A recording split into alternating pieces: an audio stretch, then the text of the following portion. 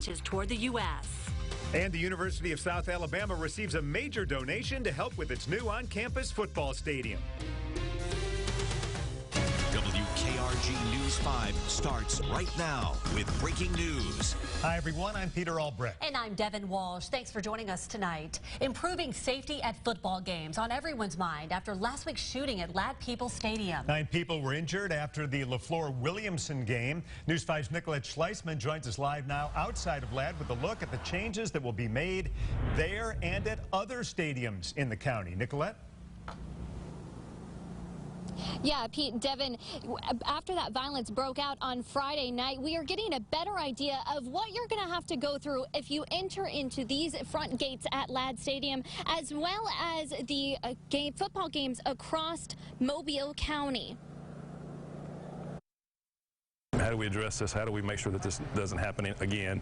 Quick action after a shooting Friday night. The Mobile County Public School System buys 20 new metal detectors for all of the stadiums in Mobile County. 4 of them will be transported to Ladd Stadium to be used at the gates on the east and west side there. These aren't the only new security measures you'll see if you want to attend a Mobile County football game. Many of the new rules mirror college rules, including no backpacks, just clear bags. It may be an inconvenience for those that want to go to the games, but we're sorry.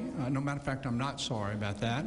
That's just the way it's going to be, because we cannot allow somebody to come into a stadium with a handgun and create the havoc that they did this past week. This all comes after 9 people were shot at the LaFleur-Williamson High School football game Friday night. 17-year-old D'Angelo Parnell was arrested in connection with the shooting.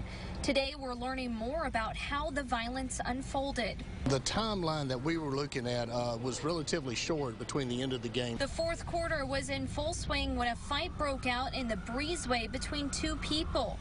Public Safety Director James Barber says Parnell was not involved, but he did pull out a gun. No shots were fired, and no one informed police of the fight. About 7 minutes later, as the game ended, Barber says the 2 groups, consisting of students from LaFleur and Williamson, began fighting again. Police say that's when Parnell pulled out the gun a second time and started shooting. The Mobile County Public School System is partnering with law enforcement to make sure that everyone feels absolutely safe and that we never have this situation again. And we are expecting to get a full list of all the new rules that will be in place for this week's games starting tomorrow. Now, 3 of the victims of the 9 victims are still in the hospital tonight. We have also learned that the Mobile Police Victims Advocacy Group was at LaFleur High School today, helping the people that saw the shooting happen there get over the trauma that they saw there. Reporting live at Ladd-Peebles Stadium, Nicolette Schleisman, WKRG News 5. Thanks, Nicolette. Keep the headlines with you wherever you go by downloading our free News 5 app. You can find it in the App Store or on Google Play.